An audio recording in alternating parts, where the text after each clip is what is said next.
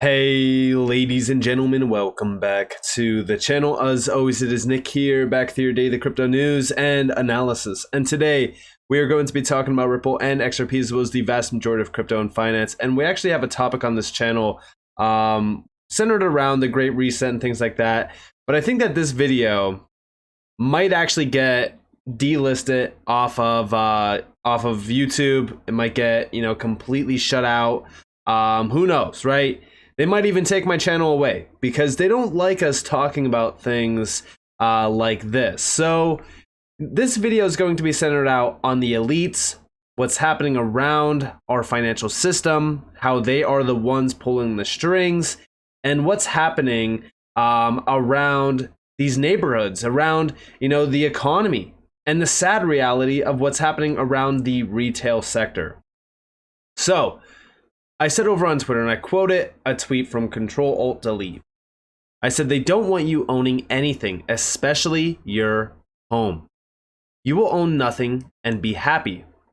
This quote is always tossed around, and most think it's a conspiracy theory. But look around you.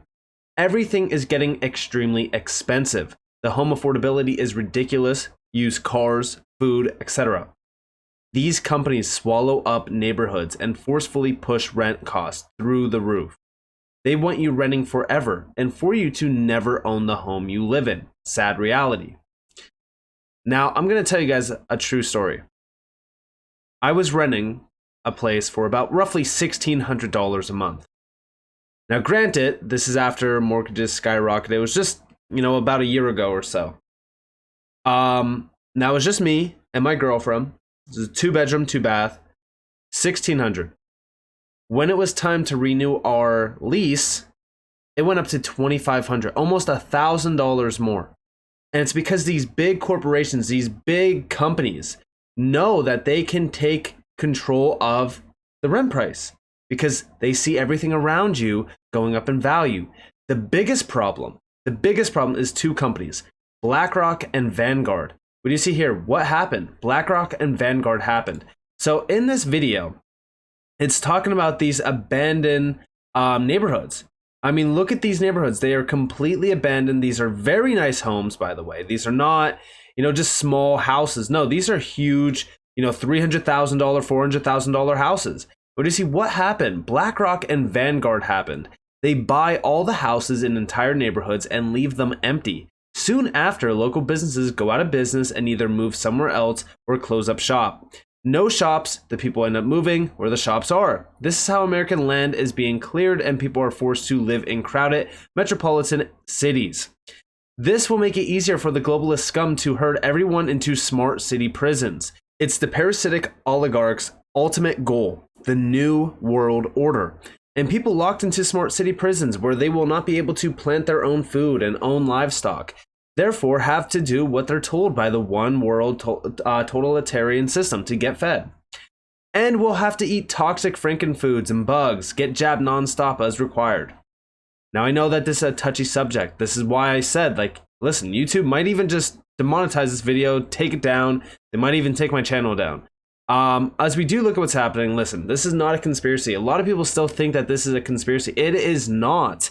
Listen, as we do look at the World Economic Forum, going all the way back to 2016, shout out to Iconic Wolf. He's quoting this. I even said agreed. It's crazy that people do think that this is a conspiracy. Here you guys have from the World Economic Forum from 2016. This is almost 7 years ago now. Welcome to 2030. I own nothing, have no privacy, and life has never been better. Absolutely wild. This is from the confirmed World Economic Forum. This is the actual World Economic Forum's Twitter account. This is their plan for you. And like I said, yes, housing costs are skyrocketing. Listen, go look at the average interest rate on a 30-year mortgage right now. Breaking average interest rate on a US 30-year mortgage rises to 7.1%. Monthly payment on a $400,000 mortgage 2 years ago, just 2 years ago. Like I said, $1,600. That was the cost of my rent for a 2-bedroom, 2-bath just over a year ago. 2 years ago, I could have got a $400,000 mortgage. Today, well, this nearly, went up $1,000, $2,700. Meanwhile, markets are beginning to price in up to 3 more interest rate hikes this year. Buying a home has become a luxury. And yes, it has. Home affordability, listen, I'm still pretty young, right? I'm 25 years old. Home affordability, a lot of the individuals that are my age that are working jobs making anywhere between, the average is like $30,000 to $50,000 per person. They can't afford these houses.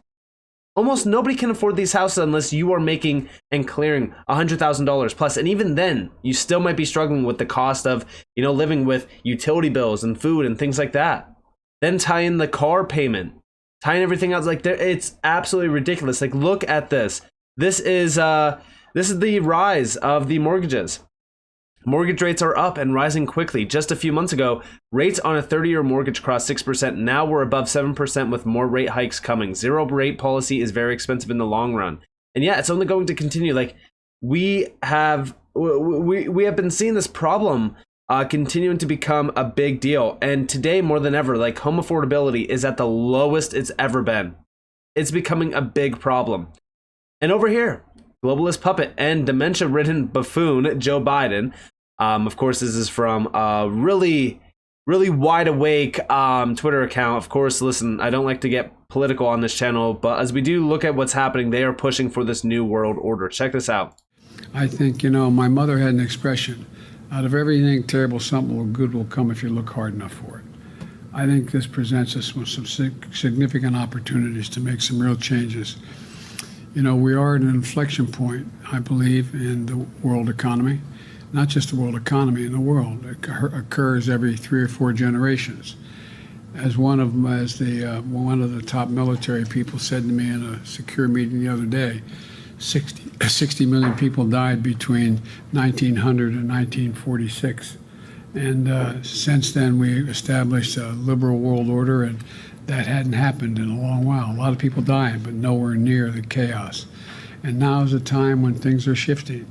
There's going to be a new world order out there, and we've got to lead it. And we've got to unite the rest of the free world in doing it. So yeah, we are seeing the rise of this new world order, as they call it. What's interesting is that we are getting very close to it, and it really is being streamlined by the World Economic Forum. Now, this got posted by Legendary Energy over on Twitter. He has a YouTube video of this as well, and this is, even when they say New World Order themselves, YouTube puts a warning on your video and warns you of the conspiracy theory. It is, right? They continue to warn you about this because, it's just a conspiracy theory. It's just a conspiracy theory. It's not. This is a global organization that has been pushing their agendas forever and controlling everything behind the scenes. The World Economic Forum is one of the largest organizations that have been doing this forever now. Listen closely. Of how we can really create, I would say, a new world order. So he talks about a new world order there, and I got banned off of TikTok. One of the videos that they demonetized or they censored and kicked off was I literally just held this book up. It's called COVID-19, The Great Reset by Klaus Schwab. It's a book. It's not a conspiracy theory. He wrote a book called The Great Reset. Literally, I own it. Dr. Kissinger, our satellite time is running out. What wonderful opportunity to conclude our week here with such concrete proposals and ideas of how we can really create, I would say, a new world order. And they are all a part of this. This new world order is you not owning anything. And it's all going to be spearheaded by their initiatives. Also, check this out. This is recent. World Economic Forum. Imagine a world where CBDCs can't buy ammo. Well, they just turned up the volume on their secret agenda. Listen closely.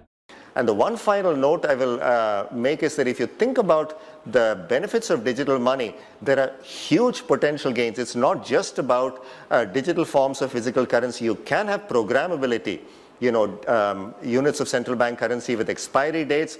You could have, as I argue in my book, a potentially better and some people might see it, or a darker world where the government decides that units of central bank money can be used to purchase some things, but not other things that it deems less desirable, like, say, ammunition or drugs or pornography or something of the sort. And that is very powerful in terms of the use of a CBDC. And the And of course, yeah, ammunition, guns, anything, right? As we do look at what's happening, I always say, like, we need to be preparing for the absolute worst. We need to prepare for extremely dark times because we don't know how these CBDCs will look. I've said it in many videos, right? I don't know necessarily if retail will ever even see CBDCs. I think that, stablecoins might actually be the end all be all for retail. But in the case that we have full on programmability of money and the governments are in control, I do fear for a world where that is the case simply because of the control that they would put on us. I do think that we need to be aware. I think that we need to be awake. And I think that we need to realize the biggest problem here is the fact that they don't want you owning anything. They don't. And it is all being streamlined. We have seen it in just the last couple years.